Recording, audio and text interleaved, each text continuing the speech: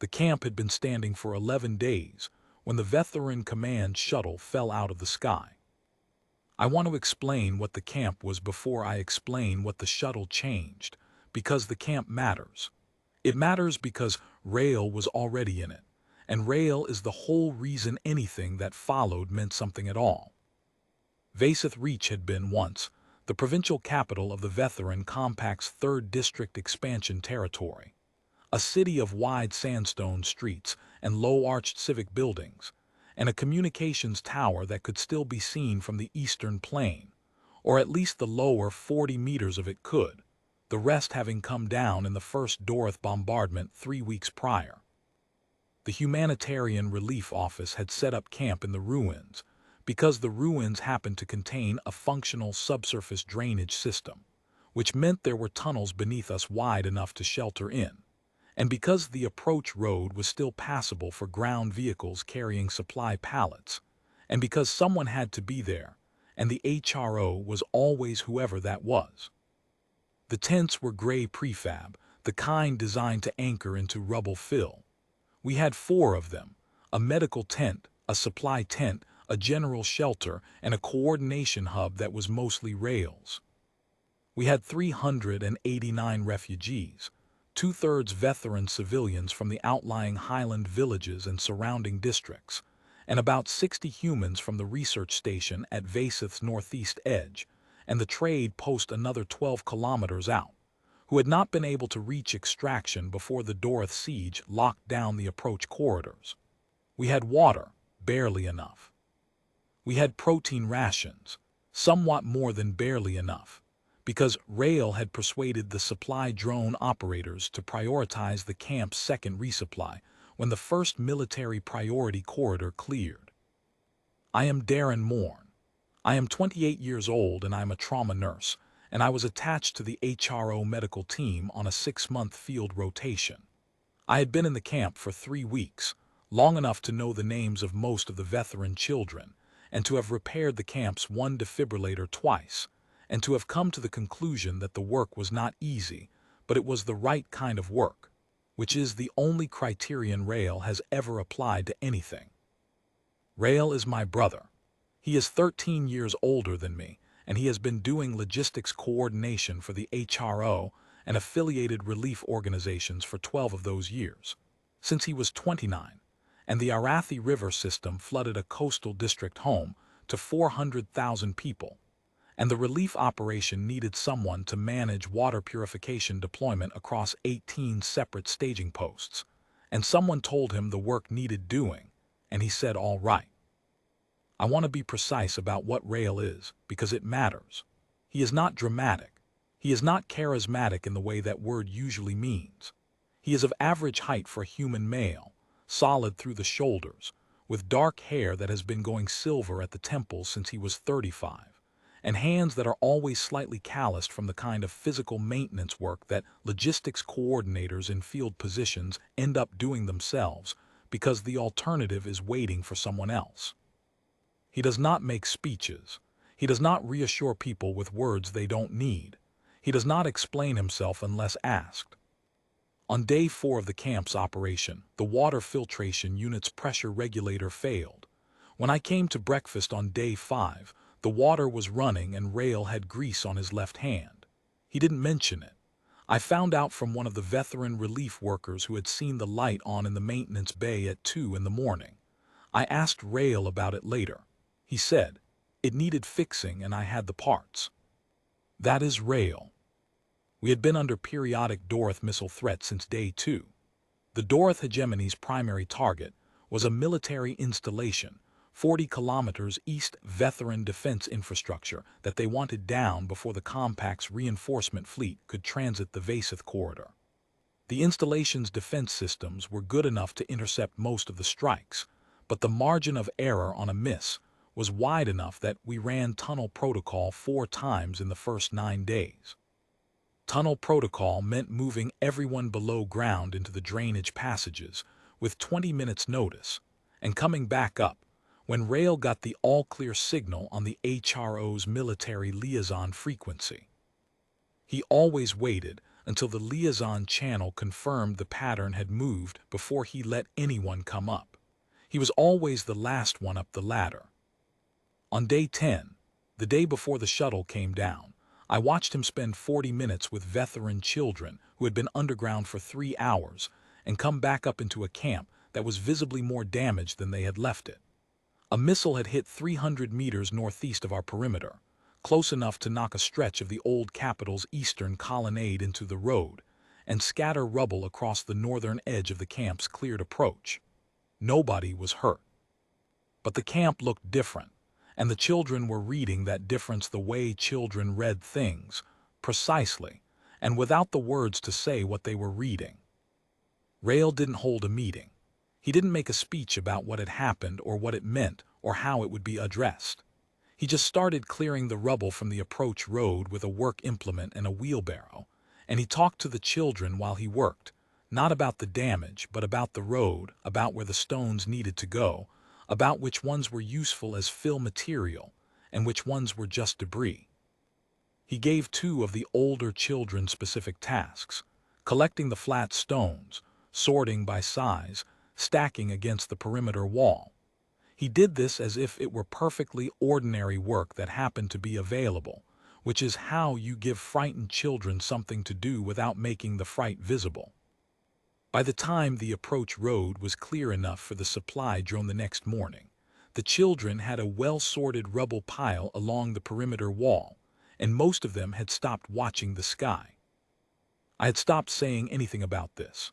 The first time I told him to come up while there was still a nominal threat window, he looked at me with the particular patience of someone who has calculated the risk and finds the discussion unnecessary and said, "The odds are fine. I'll be up in 5 minutes." He was. I had stopped arguing with him about these things around the same time I had stopped arguing with him about eating while he worked, which was years before the camp. So that was the camp. That was us.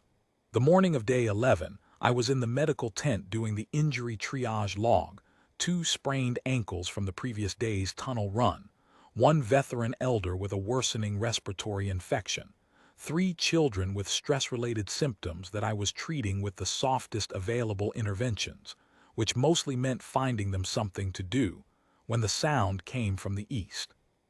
It was not an explosion.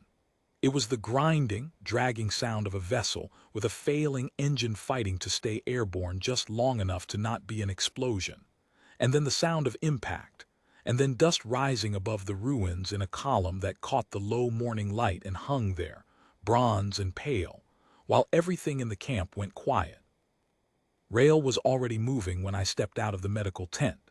He had the HRO emergency kit in his hand, not his personal kit, which I was the one who always kept stocked, but the camp's full emergency response case, and he was walking, not running, because running on rubble fill in the morning causes twisted ankles, and he had just logged 2 of those. He walked at the kind of pace that covers ground faster than running usually does because it is completely deliberate. I followed him.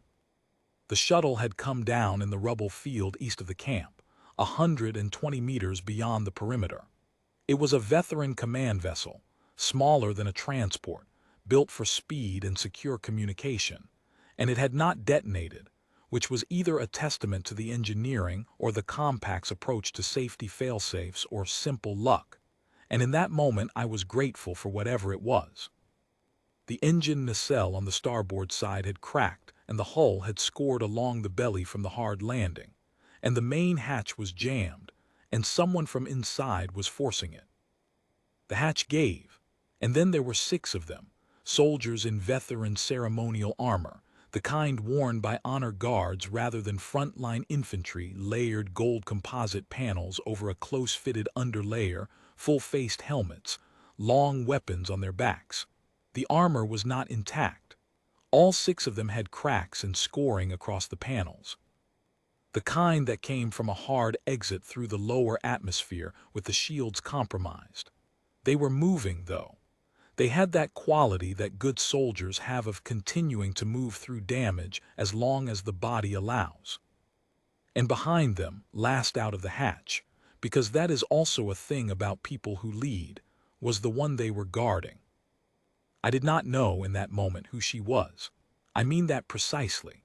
I saw a veteran woman who was tall, taller than me, taller than the soldiers around her, which is not unusual for veteran females of certain lineages, with warm amber-brown skin and ridges along her jaw and collarbone that caught the light in a way that was not quite natural, not quite a reflection, something closer to the light being made rather than gathered.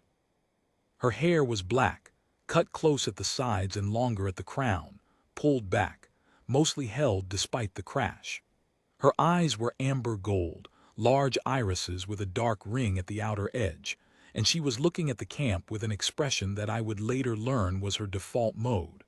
Total and comprehensive assessment with nothing extraneous permitted to show.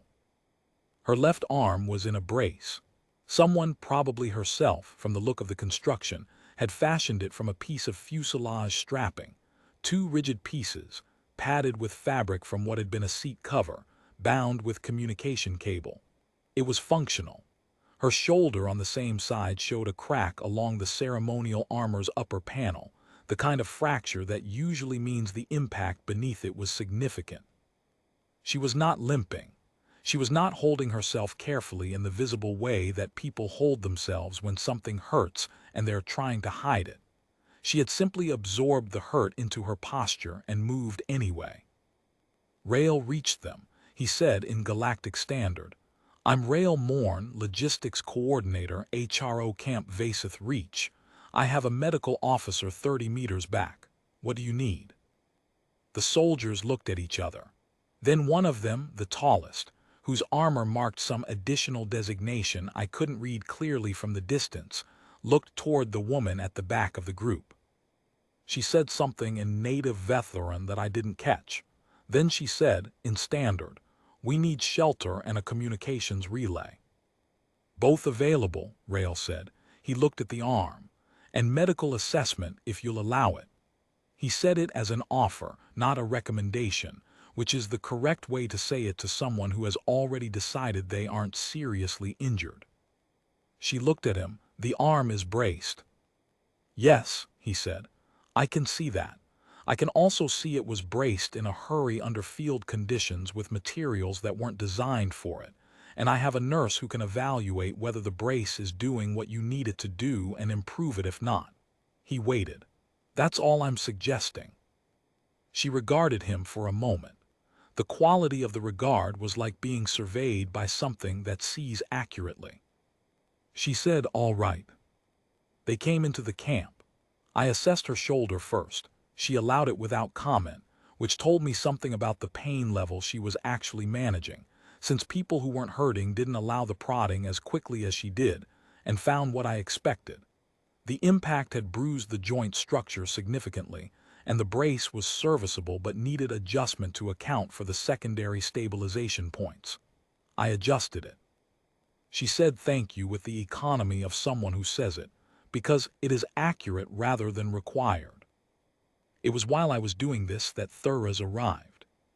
He was the last one out of the shuttle, the secondary compartment, the one with the reinforced shielding. A slight veteran man, middle-aged, in formal diplomatic attire that had not fared well in the crash, and that he had made no effort to improve, which told me he was the kind of person who considered personal presentation a secondary matter to his function. He had a document case under one arm. He was breathing a little fast, and he looked at the camp, and then he looked at the woman whose arm I was adjusting, and he said, in Vetheran and then in Standard, "Your Serenity, the timing of this is..." She said in Vetheran, something I couldn't follow, but that had the quality of a clean interruption. He closed his mouth. He waited. It was only when I had finished the adjustment, and the woman had moved to look at the camp's water distribution area, with the assessing quality that I was beginning to recognize as simply how she inhabited space, that Thuras approached Rail. He said, "You are the ranking Earthborn male civilian present at this location." Rail said, "I'm the logistics coordinator." "Yes," Thuras said, "and you are the ranking Earthborn male civilian of majority age and full capacity present within the bounded territory of this relief installation." He opened the document case and produced a document, physical, printed, sealed with a foil stamp mark that was clearly official in some significant way, even to someone who didn't know the relevant authorities. He held it out. Rael took it, he read it. He took his time reading it, the way he takes his time with everything that matters. Thuras waited. I watched from the corner of the medical tent. Across the camp, near the water distribution station, the woman, her serenity, I was catching up, stood with her honor guard and did not look in this direction at all. After a while, Rael said, "Does the arrangement require a formal ceremony?" Thuras said, "A signature and a witness." Rael said, "What are the physical requirements of the term?" Thuras said, "Shared primary shelter for the duration of the active threat, documentation in the compact's official bond records." Rael said, "What are the provisions at the end of the active threat period?" Thuras said, "The bond is either formalized by mutual consent, or the Earthborn party is released with full diplomatic honors and lifetime status as a compact-affiliated civilian, with standing access to all veteran academic and medical institutions." Rael nodded. He read the document once more, beginning to end. Then he signed it. He handed it back to Thuras. He said, "I'll set up a second cot in the supply tent. That's where I sleep. It has the best insulated walls." Then he went to do this. I stood very still for a moment, holding an adjustable brace wrench, and I thought about my brother. I thought about the fact that he had just signed a galactic compact bond with an alien empress in a refugee camp in a war zone, and that his primary immediate concern was the quality of the wall insulation. Across the camp near the water station, Thuras went to report to the empress. I watched her listen. I watched her look just briefly, a single glance, not directed toward the supply tent but near it, and then look back at Thuras. Her expression remained what it was. He called her Your Serenity. Her honor guard called her Your Serenity. The document called her Sovereign Saravi Thal, first authority of the Vetheran Compact, signatory prime to the Vasith Accords. I heard what she called Rael for the first time that evening, when she needed to tell one of her honor guards something and gestured toward the supply tent where Rael was working. She said Earth Bond. Flat. Accurate to the treaty designation, the same way you'd say nurse for me or coordinator for what Rael did. Not rude, not warm. He didn't react. This was because he had not heard or because he had heard and the reaction was simply absent. Either was possible with Rael. I could not tell from the distance. The Empress herself was not an uncomplicated presence in the camp. Her honor guard kept a perimeter and managed access to her, with the disciplined economy of people trained to say exactly what was necessary and nothing more. Verath, the guard captain, was the most forthcoming of them. He understood that the camp's nurse needed information, and he gave it without editorializing.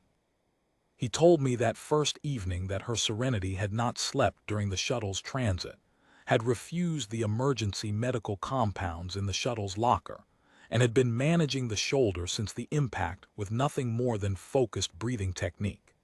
He said this without judgment, with the particular pragmatism of a senior soldier who wanted the nurse to have what she needed to act.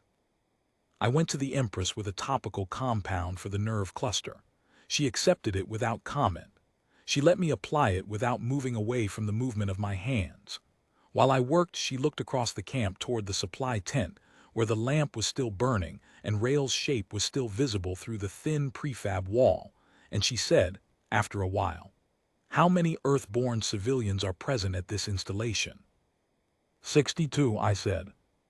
The research station personnel and the trade post staff, who couldn't extract before the corridor closed. And the coordinator is the senior among them. Rael isn't senior in any formal structure, I said. He coordinates logistics. That's what he's here to do. I paused. He's also my brother. She looked at me then briefly, the amber gold eyes steady and assessing, taking in information without commenting on it. Then she looked back toward the supply tent. She said, The provision was not designed for a situation like this.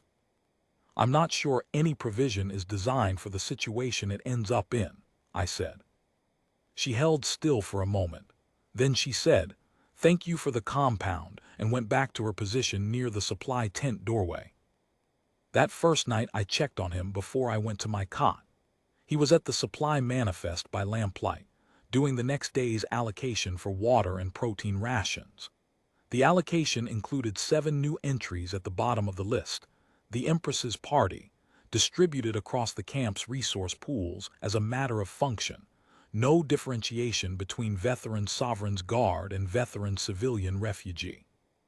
I said, "How are you doing?" He looked up.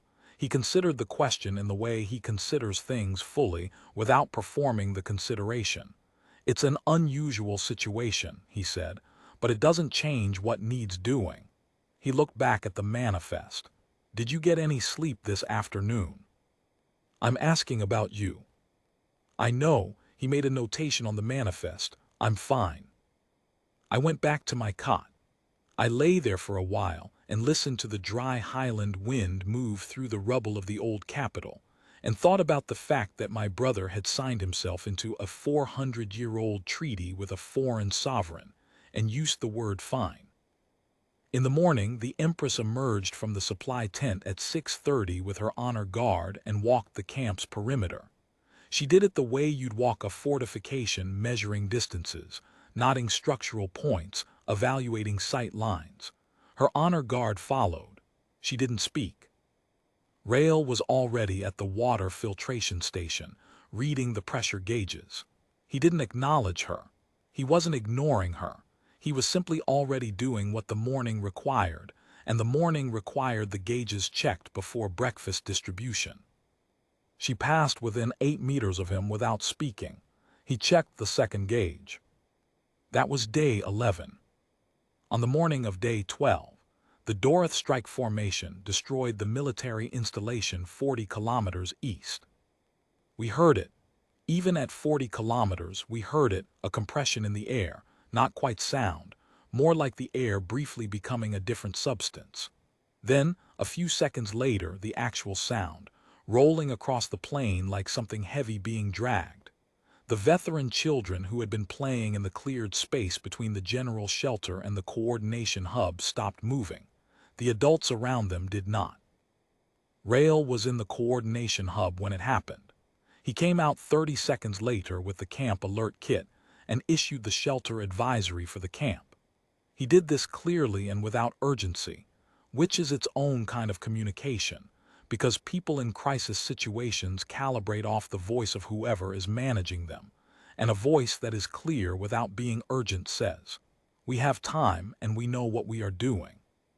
He assigned positions. He directed the family groups. He got the medical cases identified and positioned to move first.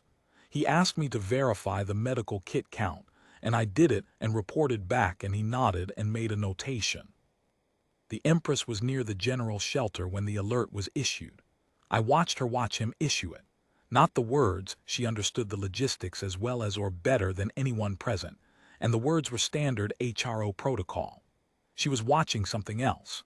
The way his hand touched the shoulder of the old veteran woman by the water station before he spoke to her so she wasn't startled. The way he gave instructions once and then moved on, trusting people to have heard. The way he had already counted the medical cases from memory, and assigned them without needing to consult the list. The Doroth strike pattern was erratic that day. We didn't go underground. The pattern was east, not overhead. But Rael kept the alert status active until the military liaison channel cleared it, and he did not ask the Empress's honor guard to stand down their perimeter, because their perimeter was their function, and it wasn't his place to interrupt another person's function just because the immediate threat had shifted. The Empress that afternoon came and stood near the coordination hub for 20 minutes. She didn't go in. She stood outside, within earshot of Rael working through the next day's supply allocation, and she looked at the eastern ruins. She did not speak. After 20 minutes she went back to her position near the supply tent. Thuras came to me and said, The Empress asked whether you have the correct medication for a veteran shoulder contusion in the nerve cluster above the crest line. I said I had one of the 3 relevant compounds and would need to order the other 2 on the next supply drone. He went back and reported this. A few minutes later, the Empress came to the medical tent and let me treat the shoulder properly for the first time. She sat for it without complaint. She said thank you. She left. That night, Rael amended the supply manifest again. I found this out the next morning when I was reviewing the medical allocation and noticed that the veteran-specific compounds, the pressure bandages calibrated for veteran cartilage structure, the respiratory compound for lung shock response, had been moved from the general reserve to a specific allocation tagged to the Empress's party. It was 40% of the specialized stock. There was no note attached to the amendment, just the allocation. Day 13 started with weather. A dry highland storm that drove grit through every gap in the prefab tent walls and made the visibility across the rubble field drop to 20 meters. It also started with a Dorothy drone pattern that the military liaison channel described as probing, looking for the camp's communications relay, probably, or the road access point that our supply drones used. Rael issued tunnel protocol at 800. This one was real, not a precaution, not a pattern shift advisory. The liaison channel was clear that the drone formation was heading our way and that the military installation's interceptors were overextended and might not get clean acquisition on everything. 396 people, plus the Empress and her guard. The tunnels under the old Capitol ran in a grid pattern that had been built for drainage and repurposed, in wartime, for shelter. The HRO had mapped and cleared them before the camp was established. They were wide enough for 2 people walking abreast in the main passages and narrower in the secondary routes. They were lit by the portable lamp arrays Rael had staged along the primary route on day 1, before anyone used them, because he had looked at the tunnel map and decided the lamp placement mattered. He ran the evacuation from the entrance. He directed groups, managed the pace, kept the column moving at the speed of the slowest person who could move rather than the slowest person in the camp, because a column that slows to the absolute minimum stops. He had positioned the medical cases at the front of the column, in the widest passage, and the able-bodied supply carriers at the rear, because that is the correct way to do it. And it is also the way that most coordinators don't do it because it requires you to have thought about it before the emergency rather than during. I was at the rear with the medical cases that couldn't move well. I could hear the rhythm of the column ahead, no rushing, no bunching up, a pace that was maintained because someone at the front was setting it and holding it. The Empress and her guard went with the general column. Thuras was horrified. He told me this quietly and urgently while we were moving through the entrance passage, that it was irregular and potentially dangerous, and that her Serenity should have a separate advance route. I said, "Did you tell her that?" He said she declined. I said, "Then she declined." He moved ahead of me into the tunnel. The column was 40 minutes deep when we reached the section where the passage bent around the old Capitol's original Market Square foundation. The bend slowed things slightly. It was the tightest point in the primary route, and during the slow I saw what happened ahead, though I didn't see it directly. The tunnels were not comfortable. They were not designed to be. They smelled of old stone and the particular damp that comes from decades of groundwater finding its way through ancient construction, and they were not warm. The Highland cold that had been sitting in the stone all season came through the walls and the floor in the way that cold always does in confined spaces, patient and pervasive. The lamp arrays staged along the route gave enough light to see by without giving enough warmth to matter. The children managed it because children are resilient in ways that adults sometimes forget. But the older veteran refugees moved with the particular care of people who were managing joint pain and temperature and the weight of understanding what was happening above them. And I watched Rael, when he came back along the column to check the pace, touch one older woman's elbow and ask, quietly, if she needed a slower pace or a different position in the line. She said she was fine. He looked at her another moment, and then adjusted the pace of the column ahead of her by 10%, which accomplished the same thing without her having to accept help she hadn't offered to accept. He came back to the front of the column. He didn't mention this either. What I saw was the result. A veteran woman, visibly in the last stage of pregnancy, who had been moving with a supply pack on her back and a small child on her front, a boy of maybe 3, arms around her neck, face tucked against her jaw, was moving without the supply pack. Someone ahead of her had taken it. I didn't see the exchange.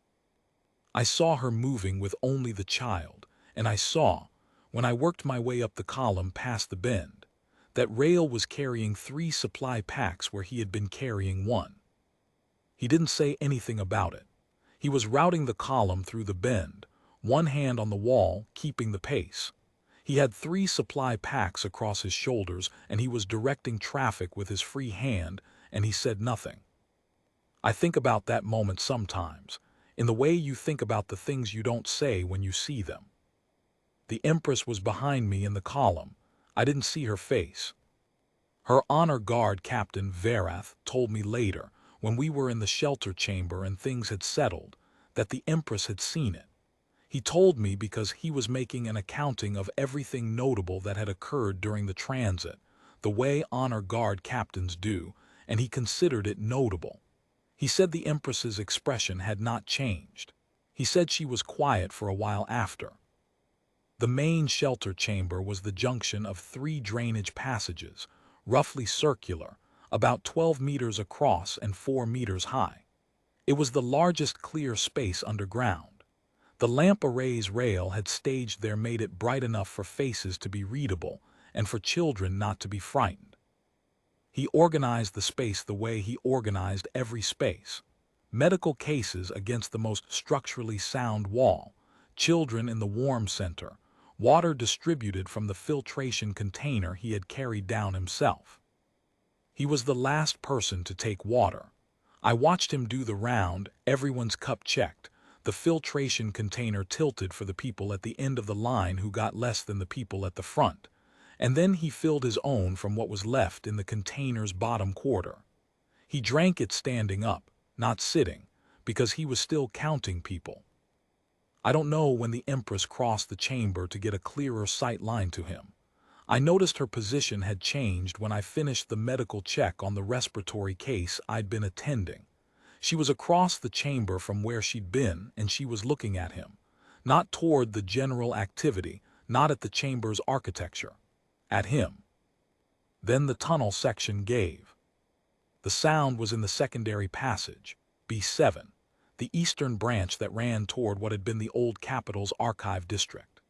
3 families had taken it when the main column slowed at the bend. 2 human women from the research station, 4 veteran civilians, including a teenage boy whose left tibia had been fractured 3 days earlier in a fall among the rubble, and who was moving on a temporary brace that was functional but not designed for extended walking. The passage roof over that section was older than the primary routes, original construction from the Capitol's founding period, not maintained in the same cycle. What failed was a support arch that had been weakened in the bombardments above and was holding until it wasn't. We heard the grinding crack and the rush, and then the dust came down the connecting passage in a wave, and the shelter chamber coughed all at once, and then it was quiet. Rail had the lamp in his hand before anyone else had registered fully what had happened. He picked up the rope coil from the supply pack he was still carrying, and he went to the passage entrance. I went after him. He stopped me at the entrance. He turned and he looked at me and he said, "You're needed here.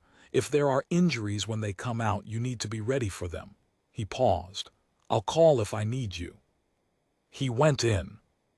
Thuras came and stood beside me at the entrance. He said, very quietly, "The Earthbond goes into a collapsed tunnel." I said, "His name is Rail." I don't know why I said it at that exact moment. It came out before I thought about it, the way true things sometimes do. Thuras looked at me. He didn't say anything. We waited. The Empress had come to stand at the passage entrance without my noticing. She was simply there, Varath one step behind her when I became aware of her. She did not speak. 17 minutes. I have since thought about what 17 minutes underground in a section of passage with a partial collapse feels like if you are doing the work of clearing a path and talking people through it and keeping your voice level in the dark. I have not had a satisfactory answer. I know what it feels like from the outside, which is very long. Then a voice from the passage, Rael's voice, steady and directing. Then another voice, a child's voice, the teenage boy following instructions. Then the boy appeared at the entrance, guided by the lamplight ahead of him, his temporary brace intact, moving on it with the care of someone who has been told very specifically how to move. Then the 4 veteran civilians in the order of their mobility. Then the 2 human women holding each other's hands through the narrow part. Then Rael. He had a gash along his left forearm, a stone edge, from the look of it, the kind of cut that is clean and bleeds freely and is essentially harmless if you clean it promptly. His right shoulder was holding slightly differently than it had been, the subtle adjustment of someone moving around bruised tissue. He handed the lamp to the nearest person and he looked at me and he said, "The boy's brace needs checking. The proximal end shifted during the transit." He paused. "Left tibia." I treated the boy first. Then I treated Rael, who sat on a supply case and let me clean the arm without moving or complaining or providing unnecessary commentary. When I said I was done, he stood up and went back to the water distribution. I stood for a moment and looked at where he had been sitting. The Empress was no longer at the passage entrance. She had returned to her position on the far side of the chamber. She was sitting with her guard around her. She was looking at the supply area where Rael had resumed working, not in a way that called attention to itself, but in the way that a person looks at something that has been given them to think about and is thinking. Varath came and stood near me after a while. He was not a man who spoke without purpose, but he had been standing near the medical case I was treating, and I had the impression he had been organizing something to say. He said, "In veteran field protocol, a personnel officer in a tunnel collapse situation is not required to enter the collapse zone." "I know," I said. Her Serenity asked me to explain to her why the coordinator went in. I looked at him. "What did you tell her?" I told her that by my observation the coordinator had calculated that there was no other person in the tunnel group with both the relevant structural knowledge and the capacity to navigate a partial collapse under active dust and poor visibility, and that rather than wait for a veteran soldier to acquire that knowledge under pressure, he had gone himself. I said, "That's one reason." Varath was quiet for a moment. She asked what the other reason was. "Did you tell her?" "I told her," he said, "that in my experience some people simply go toward the thing that needs doing, that it is not always a calculated decision." He paused. She said, "I know," and then she asked about the manifest. I watched Rael check the water containers at the far end of the chamber. He was being systematic about it, each container, each level, each filter indicator, and he was doing it last, after everyone was settled, after the injured were treated, after the children had what they needed. He would be the last one with water in the shelter chamber, the way he had been the last one up the ladder. I said, "The manifest will tell her what she needs to know." We had been underground for 7 hours by then. The Dorith drone formation had passed overhead without acquiring the camp as a target. The relay was either obscured by the storm or they had found what they were looking for somewhere else. The military liaison channel said the threat window was extended, but the immediate pass had cleared. We were staying underground until morning as a precaution. Thuras brought the manifest, the supply manifest, the one Rael had amended on the first night, and he said, "Her Serenity asks who authorized this allocation change." I took the manifest and looked at where he was pointing. The veteran-specific medical compounds, rerouted to the Empress's party, the 40% allocation I had noticed that morning. I said, "My brother." He didn't note it in the register, Thuras said. There's no authorization mark, just the entry. That's him, I said. Thuras was quiet for a moment. He was looking at the manifest with an expression that was processing something. He said, he did this on the first night of our arrival, before the tunnel protocol, before yesterday. He saw 6 people with armor damage and one of them with a shoulder contusion, I said. He counted the injury list and he looked at what the camp's medical stock included, and he moved the relevant compounds. I paused. He does this. He looks at what's needed and he moves the resources. He doesn't explain it because he doesn't think it requires explanation. He moved 40% of the specialized stock, Thuras said. Because he counted how many people might need it, I said, and he counted right. Thuras took the manifest. He went back to the Empress. I didn't see what passed between them. I was on the other side of the chamber. But later, it was somewhere past 200 by the camp's internal clock, when the shelter chamber was mostly asleep. The lamp arrays dimmed to conservation level, and most of the children finally gone under. I woke briefly. As I do, checking the chamber the way I check a patient's monitors even when I'm not supposed to be working. The Empress was sitting near the supply area, at the edge of the lamplight, with the manifest open on her lap. Not reading it. She had been reading it. She had stopped. She was sitting with it open and looking at something in the middle distance, and the bioluminescent ridges along her jaw were doing the quiet thing they did, not bright, not signaling, just present. The way certain creatures' markings are always present, and you stop seeing them until suddenly the light changes and you see them again. I went back to sleep. In the morning, we came up. The storm had passed in the night. The highland plain was cool and very clear, the way it gets after weather moves through, and the ruins of the capital in the early light had the quality of things that have been standing a long time and intend to keep standing. The camp was intact. The prefab tents had held. Rael had been up since 400. I knew this because I had also woken at 400, not from any noise, just from the particular alertness that comes with field work, where some part of your brain is always counting hours. And I had seen the lamp on in the supply tent and gone back to sleep with the knowledge that this was normal. He had checked the filtration unit and the structural integrity of the coordination hub and the water reserves at the tunnel entrance before anyone else was moving. He had also, I found out from one of the veteran relief workers who had come up early, walked the full camp perimeter to check for storm damage, which was why he knew before breakfast that one of the prefab anchor stakes at the northwest corner of the general shelter had shifted and needed resetting, and had reset it without mentioning it to anyone. The veteran relief fleet had engaged the Doroth strike formation northeast of Vaseth Reach during the night. The engagement had gone well. The formation had turned. The military liaison channel downgraded the threat level to low alert, which in practical terms meant we were outside the active fire zone for the first time in 3 days. Thuras came to the supply tent where I was helping Rael with the post-shelter inventory and said, "The evacuation shuttle at the secondary landing site is intact and ready.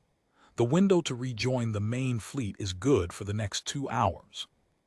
He said it to the Empress, who was in the supply tent and had been there since coming up from the underground. She was standing near the doorway with Verath. She had the supply manifest in her hand, still or again, I couldn't tell. She asked, "How many camp personnel are returning to the camp rather than remaining in the underground?" Thuras said, "All of them. The air cover is holding." She asked who went up first. Thuras said, "Logistics Coordinator Morn, at 400 when the preliminary all-clear came through. He wanted to check the water system." She said nothing for a moment. Then she said she would go to the surface. Rael was at the filtration station again when we came up, reading the morning gauges. He nodded when he saw us. He didn't say anything.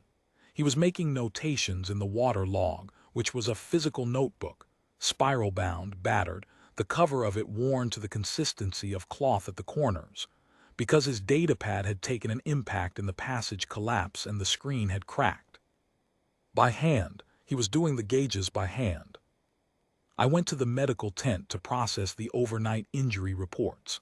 There were none that were serious, some cramping from the constricted space. One of the veteran elders with the respiratory infection slightly worse, which I had expected and had a plan for.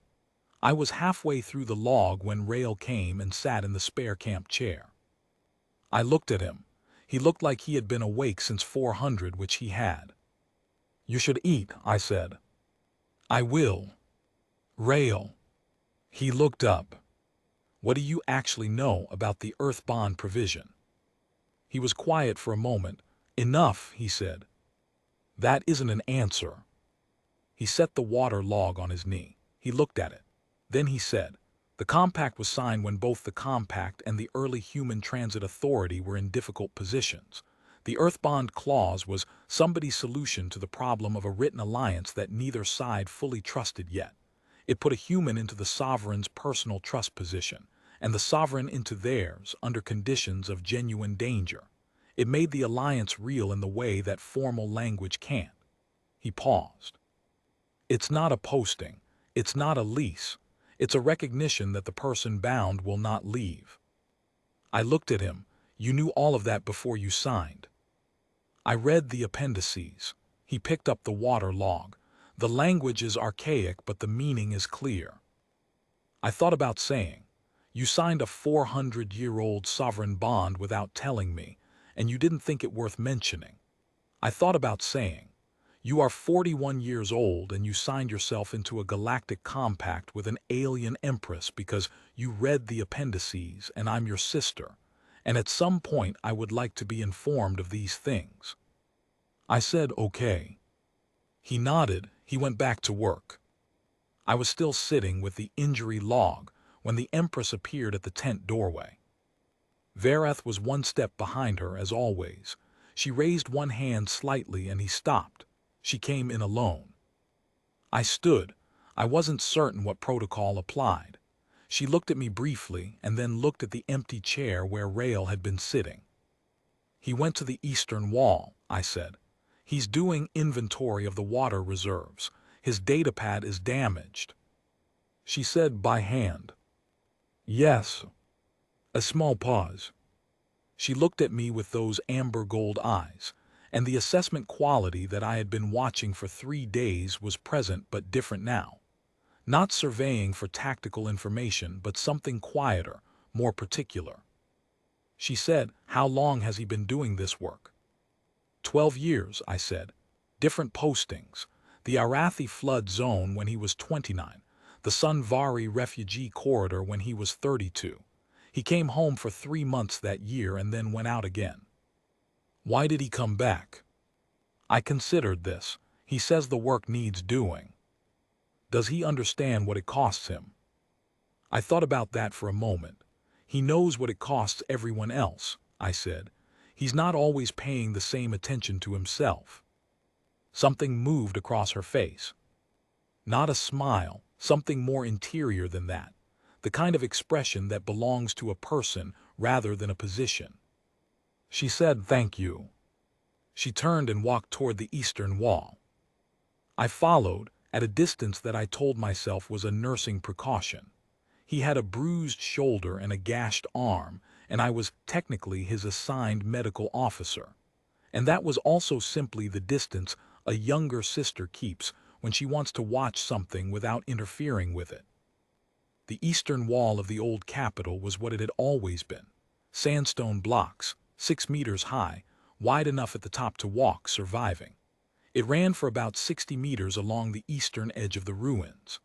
The morning light had moved by now, past the mountains and full into the highland plain, and it was coming at a low angle that caught the texture of the stone and made the wall look older than it was, or perhaps exactly as old as it was, which was very. Rail was at the base of it, not at the top, where the view would have been useful, but at the base, in the shadow of it, where the water containers were stacked, 12 of the large-format filtration containers, staged here for refill access from the eastern approach road. He was counting them. He had the notebook open and he was writing. In the careful, slightly left-leaning hand I had known since I was old enough to notice handwriting, and he was counting. The Empress crossed the rubble floor toward him. Her footsteps were quiet on the stone. His were quieter. He moved the way he always moved, without unnecessary announcement, but he was facing partly away and she came around to where he could see her, and he looked up and waited. She stood a few paces from him. The morning light was full and clear between them. She looked at the wall. This was a communications center, she said. The Vetheran capital built it in the Accords' founding period. 400 years ago, he said. Yes. The wind moved across the rubble field. Somewhere inside the camp, one of the Vetheran children was laughing at something, a sharp, brief sound, the way children laugh when the fear has broken. She said, "Did you read the full terms of the Earth Bond provision?" Yes. All of the clauses. All 12. She turned slightly to look at him. The bioluminescent ridges along her jaw caught the morning light at a new angle and held it differently, warmer, less like gathered light and more like light finding a place to stay. She said, "Then you understand what the permanent condition of the bond requires." He looked at her. "I know what it costs you," he said. A pause. "That wasn't what I asked." He said, "I know." The ridges shifted. Not dramatically, a slight brightening and then a settling, the way a held breath releases, an involuntary thing. She said, "The shuttle leaves in 90 minutes. After that the bond goes dormant. It doesn't dissolve, it waits. Until I am again in an active conflict zone with an Earthborn male of majority age and capacity in proximity." He said, "Or until it's formalized." A pause. "Or until that." He looked at the mountains. She looked at the wall. Then she said quietly, "I have been calling you Earth Bond for 3 days." I noticed. It was a discourtesy. He was still for a moment. Then, "It was the treaty designation." "Yes," she said, "and it was a courtesy I failed to offer." A pause. The ridges settled fully. "Your name is Rael Morn." He looked at her. She said it again. "Rael Morn. The way you say a thing twice when you want it to be real rather than simply said. That is what I should have called you from the first hour." He was quiet for a long moment. The morning light had moved again. It was on the top of the wall now, pale gold on the stone, and the shadow at the base of the wall was lifting. Down in the camp there were sounds of the morning's work beginning, the ordinary sounds of people continuing. He said, "Will you come back?" She blinked. It was such a specific question. "To the camp." "To a place where the work needs doing," he said. "Or I would come if there was somewhere that needed it. I'm not fixed here." He said it without any performance, the way he says all the things that are just true. "I've been doing this for 12 years because it's needed and I'm suited for it, but I'm not attached to this particular location." He looked at her.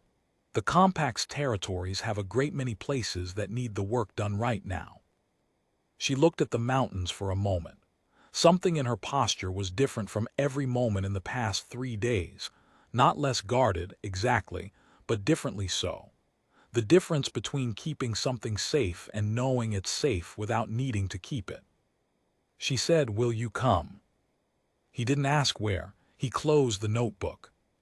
"I want to tell the rest of it the way you tell a story about someone you know well, where you have watched them long enough that the ending was always visible in the person. And you tell it anyway, because the telling matters more than the logic of it." I stood at a distance and I watched my brother close a notebook he wasn't finished with, and I watched him set it on the stack of filtration containers, and I watched the Empress turn toward the shuttle prep area, and I watched Rael fall into step beside her. Not behind, beside, with the quality of someone who has decided where he is going and finds the direction clear. I stood there for a while after they had gone back through the rubble field. The morning was fully up by then, and the highland plain had the particular look it gets when the weather has blown through and left everything clean. The wall behind me was warm from the stone holding the sun. I thought about calling after him. I thought about all the things a younger sister says to an older brother who has just done something enormous without announcing it. The things that are half exasperation and half the thing that is the opposite of exasperation, which I suppose is just love without the performance. I didn't say any of them. I had been watching Rail do the work for 12 years. I had watched him fix filtration units at 2 a.m. without telling anyone.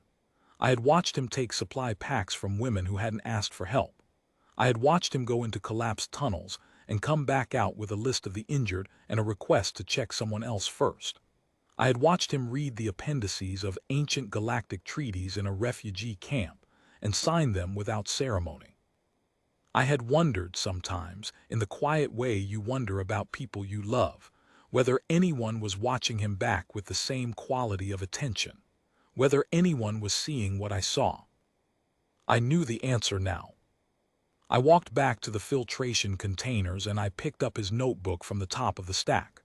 The last entry was the count of the containers, 23, written in his careful hand, and then nothing below it. 23, and then the notebook closed mid-count where he had stopped. I counted the remaining containers myself. There were 6 more behind the main stack, half visible in the wall's shadow, 29 total. I wrote 29 in the margin beside his entry, in my own hand, the way you complete a thing that was started correctly and simply needs finishing. I carried the notebook back to the supply tent. I sat down in the camp chair. I heard, at the distance, the sound of the shuttle running its pre-launch sequence. I thought about what it means to know, clearly and without confusion, what you are worth, not what the world assigns you, not what the documents call you, but the actual measure of it, and to go on doing the work anyway, and to simply wait, patiently and without performance, for the one person steady enough to see it from the right distance. I thought about an empress who had learned a name in the dark and said it twice in the morning light. I wrote the date in the notebook and closed it. I thought that was probably the right ending. I thought my brother would have agreed, and that he would have said it much more simply, and that his version would also have been the right one. Outside, the shuttle lifted.